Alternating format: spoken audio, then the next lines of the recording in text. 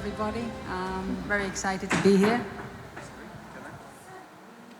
Nearing the end of the summit. It's been a lot of fun. And thank you all for joining me for this final panel.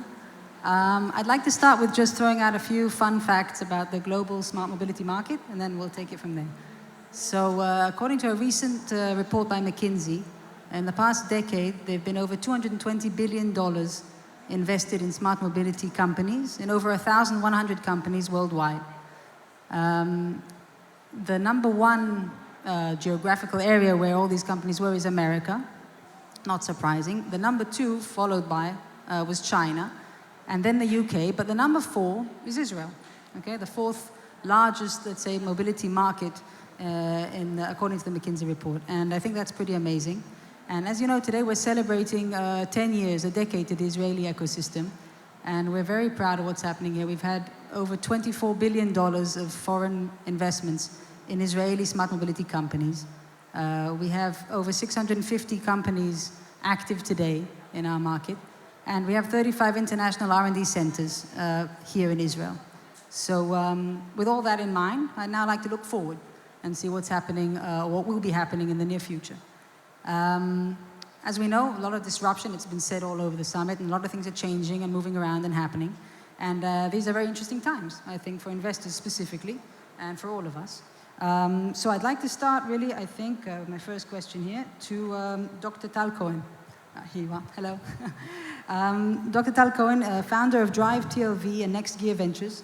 Tal is an entrepreneur, investor, and an expert in venture creation. In the past few years, he helped many Israeli mobility startups grow and create significant value. Dr. Cohen, in your words, how is mobility disruption shaping up? And what are the main challenges that you think the Israeli smart mobility startup scene can help solve?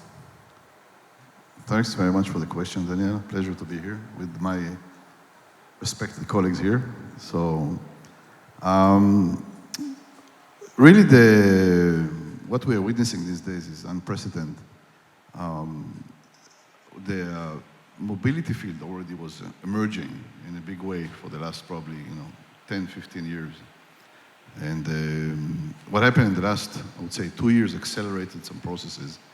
Not just accelerated, but also focused it. Okay? So I think that right now the mobility field is focusing on, I would say, sustainable mobility.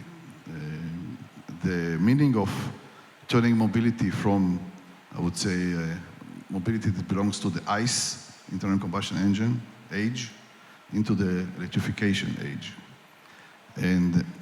But if you look at it, even double click what's electrification age, it's more than just putting a battery on a car and replacing the power from internal combustion to electric power, but it's more about the ramification of that. The infrastructure around that, the manufacturing positioning that is about taking care of the circularity, making sure that the emission in manufacturing is still down. So it's touching an ecosystem that is much more caring about the ecosystem. We're still obviously just at the beginning of that. So what it means that we're starting with the sets of declaration for the past few years about the OEMs, about how they want to achieve some goals. But I think it's followed up by one of our partners, you saw Hertz, is buying 100,000 Teslas. But I think there are going to be many downstream effects that's going to impacting our mobility field. So that's one wave. I didn't mention the word autonomous driving necessarily, okay? But how does it impact our field? That's the later part of your question. So the challenges are enormous, and I don't think we understand yet what are the challenges we have to face. And on top of that, so we move from a stage by which it was tremendous innovation, but I think the innovation is going to grow globally and in Israel. And as we move from innovation that is much more aggressive to kind of hyper innovation, we also move into a field by which the market, the OEMs, the people that we're all interacting with, are facing more uncertainty because they step into unknown, okay? And as they step into unknown, they need to rely more on innovation in a wider sense. So they're stepping into riskier and riskier domains. And I think that what we present here, opportunities in Israel and startups, are a method to de-risk this innovation. So instead of having, departments that are associated with development, they can partner with startups. And partnering with a startup is a de-risking strategy. And it's become more important as you get out of your core competency. And that's what's required from the automotive world right now, to get out of your core competency. As you have to invest in charging infrastructure, understand better about alternative energy, understand more user experience. And I think that's where the Israeli technology can lend itself to more value to this world. Thanks a lot.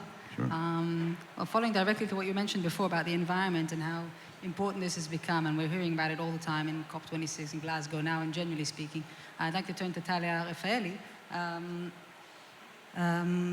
What did I want to say here? Let's see. I have a good question for you. As you just said, the automotive world is really now setting goals such as zero emissions by 2030 and climate neutrality by 2050. And I was wondering, what insights can you share with us from your previous experience in Porsche and your current role in your newly founded VC, climate-focused Compass, as to the opportunities for smart mobility startups in the foreseeable future? Sure. So, Daniela, thank you, and thanks for having me. I think what's interesting in that aspect is that when most people think about innovation in smart mobility, they think about autonomous driving, they think about electrification, they think about the digital car, they think about new business models, and there is a different aspect, and I say this from the perspective of someone who worked for 4 years in an OEM, focusing on the future innovation and where kind of the attention of the car manufacturers has been in the past, I guess, 18 to 24 months. And that is the topic of sustainability. Obviously, all of the other four, domains continue to be extremely relevant and of high importance. But what we've seen, from the perspective of a German, automotive manufacturer, is a real drive to find new technologies in the areas of how to get large industrials to net zero, whether it's by 2030, whether it's by 2050. But there is a whole new breadth of technologies that is emerging, and a lot of opportunity now to focus on how to help, not only automotive OEMs, but industrials in general, to meet these goals. And these goals are going to come as a result of regulation, legislation, events like COP26 that we're witnessing now. The effects that are going to come out of these, when governments are getting together and deciding, okay, what will regulation look like? The only real answer is technology. And there is a whole, wealth of innovation and opportunity for entrepreneurs to come in and bring, their knowledge into this area, whether it's, helping, automotive manufacturers understand their supply chain better, have greater transparency, ownership, and accountability of, what materials they're using. You're looking at processes that are antiquated and manual, and there's a lot of, opportunity for technologies to come in. We're hearing topics like carbon accounting, carbon sequestration, AI, for production and manufacturing. All of these, are extremely relevant, and basically what the impetus for myself to then go and launch a fund that's focusing primarily on that is technologies that are really going to allow industries to make this sustainability transformation and the digital revolution possible, because that's really where a lot of the opportunity lies today. It's amazing. Good luck. One of the big difficulties we all know, or the risks when you're dealing with smart mobility and innovation, and OEMs on the other hand, which is what we've been hearing about so far, is the excruciatingly long time to market. Okay, one of the maybe interesting things about the aftermarket is that it's a much faster lane. Okay, because you're dealing mainly directly with consumers instead of with the OEMs, and maybe I'd like to turn to Avi Feldman. co-founding and managing partner at Mobilian Ventures, and ex-CEO of Capital Nature, both VCs in the smart mobility domain. Avi, focusing primarily on aftermarket technologies, what will be your focus in the near term? So, thank you.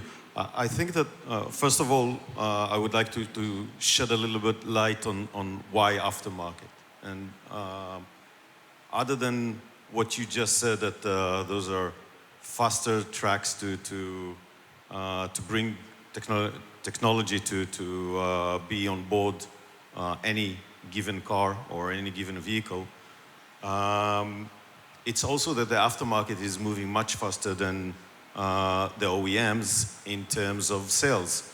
So, for example, if you look at growth rates, you see that the aftermarket is 3 to 4 times faster than the OEM pace of in terms of sales. Of course, it's the rate; it's not the overall size of the market. If you look 10 years ahead, you'll see that the aftermarket would become much bigger. Why is that? The last panel talked about mobility as a service. As mobility as a service would kick in, as transportation operators would be bigger because their fleets would have larger share in the market. Most of the vehicles would be generic, and you would see that the technology offering would be of modularity. So you can pick whatever you would like on a certain vehicle according to the service it's going to provide. So the aftermarket, our belief is that the aftermarket is going to be bigger and bigger in terms of shares, and we believe that we can bring those technology. You know, most of the conversation today is going to the OEMs. Okay, so the OEMs are becoming more and more the centric point of the industry, where by moving towards mobility as a service, the consumer becomes more important. Personalization, data-driven services, and so on. So our effort is to focus on that exactly. And in any given category, technological category within, we tend to look for the aftermarket angle. So for example, if we're talking about electrification and EVs, and I'm a great fan of that, most of my investment in Capital Nature were in that respect, and doing great since. We tend to look for aftermarket opportunities such as safety. Okay, more lithium-ion batteries on the road. You know, lithium-ion is sensitive. It tends to explode. So you need aftermarket technologies that you can embed upon a vehicle today, because the problem is today. It's not going to the manufacturers tomorrow. So that's one angle. If you're talking about autonomous vehicles, then look for what you can retrofit. There are vehicles that their value or their cost in terms of replacing them is huge. Why not to retrofit existing vehicles? And so on and so on. So in each category, you can find those specific technologies that you can direct them exactly towards the aftermarket, and this is exactly what we are looking for. Thanks a lot, Avi. And Michael, I'd like to turn to you now. Your journey in mobility began when you were involved in the founding of Better Place, way back in 2007 when I was just a baby. You've seen the emergence of the sector with headline companies like Waze and Mobileye, and Maniv Mobility has invested in nearly 24 mobility startups in Israel today.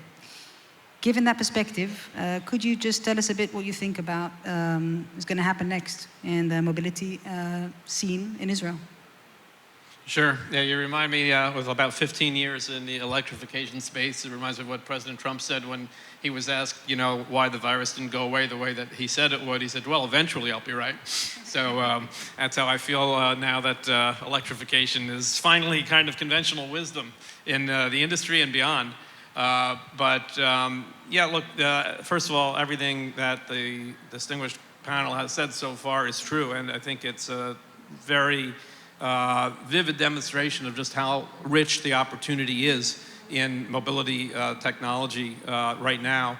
Effectively, I think the last 30 years, like from the early 90s until the present, we've seen a maturity of digitization around information and communication.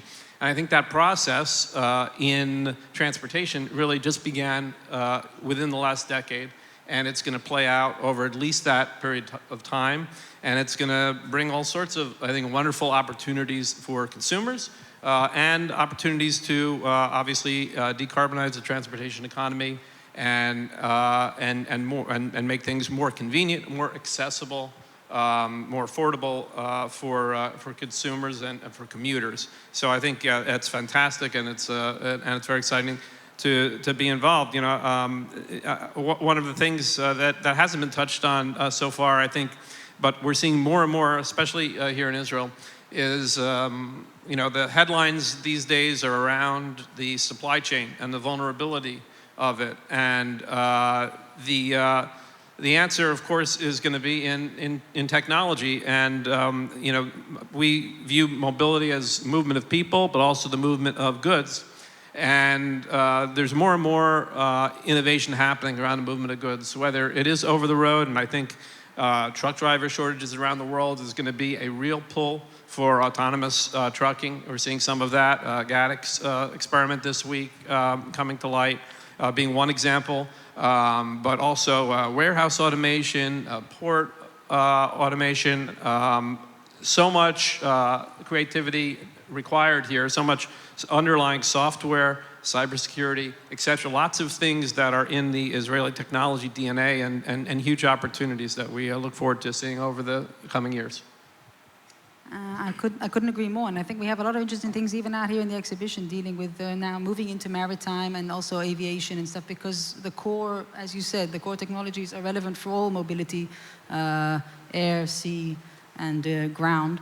So thanks a lot. And I think we have time for like one quick other question for everybody, so I'll make it like an easy one, and you could all give me your insights, because it's a good opportunity. So the question is really, what do you think are the opportunities that the Israeli ecosystem is yet to tap into? Okay, and we haven't done so yet. What's really still out there that we have a long way to go, and that's a good opportunity for everybody here to hear. I could start with Avi, and then we'll go around this way. I would focus on the service side. I think that when you create the opportunity that vehicles today are going to be connected, and we already see that, and you start to have huge databases of data coming from the vehicle itself, profile of driving. Now we have to focus on what kind of new services we want to be able to apply and to embed upon the vehicles tomorrow. And I think that those are the low-hanging fruits that we can focus on and bring to market really easily in the short term. Data-driven services. Right. Ta? It's really kind of, I don't know if it's tough to single one, okay, or category, but I think that, I think we will see transition of capability and understanding from, what we used to, the OEM world, the automotive world, to more into the infrastructure player, communication, the elements that are going to connect the tissue between the smart city, the roads. So I think that paying attention to how this evolve will help create, better service to us as humanity on all dimensions, or it be the safety, or it be the streamline of concept like Mike was saying about logistics. But moreover, it's going to be about the infrastructure that we need for the energy, for the charging infrastructure. So I think that we have right now an effort in the automotive world that is led by the OEMs, as we see it from the entrepreneur perspective, but it's going to be wider. It's going to be from the regulation, what Talia touched about the carbon credit, and the whole thing is going to come into a movement that is being led by anybody other than the OEM necessarily. So we have to be attentive to that. Great, thanks a lot. Mike? So real quick, a year ago, there were all sorts of articles about how New York was dead and everyone was fleeing cities, and you didn't have to be in cities anymore because you could work remotely and all this. And I think we already know that that was all baloney. And people want to live more densely, and that's a trend that's been happening for decades, whether it's in China, Europe, US. Here in Israel, we've certainly seen it. People want to live more densely, and there are huge implications for that as far as mobility is concerned. One of them is that we're going to need more lighter weight vehicles. And to do that safely and at scale, it's going to require a lot of imagination, a lot of cooperation between authorities and innovators. And the last panel, I liked the deputy mayor's comment that you either make history or you are history. I think that's right. And I think that municipal policies around vehicles in cities and infrastructure is going to be the story of this coming decade. Thanks. Talia?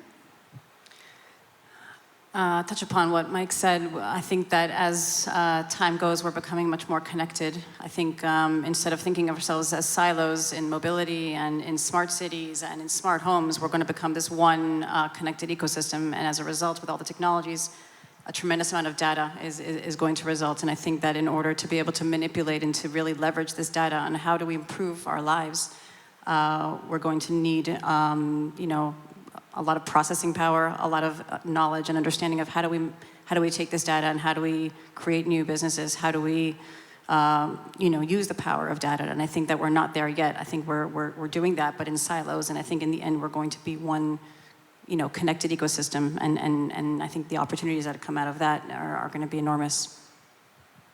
Well, thank you very much. Our time's up, unfortunately, and thanks a lot. Thank you for joining us. Thanks.